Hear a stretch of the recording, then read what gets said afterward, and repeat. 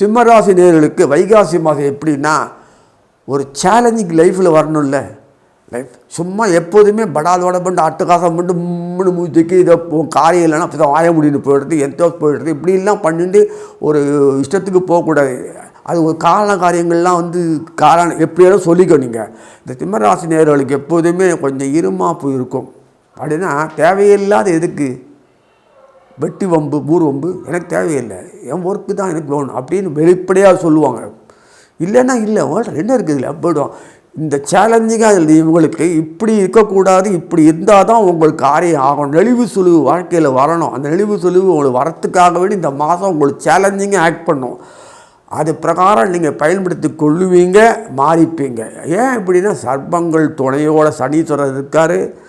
குருவனுடைய தோஷம் போகிறதே பார்க்குற அளவுக்கு இருக்குது. குரு பூர்வ புண்ணியம் இந்த மாதிரி ரீசன்லாம் சனி செவ்வாய் குரு இந்த 3 பேருமே முக்கியமான ஆள் உங்களுக்கு பொறுத்த வரைக்கும் சிம்மத்துக்கு. அந்த 3 பேர் டீம் ஒர்க்காக சர்ப்ப துணையோடு செயல்படுறதுனால உங்களுக்கு ஆச்சரியமான மாற்றங்கள் இந்த மாதம் வரும்.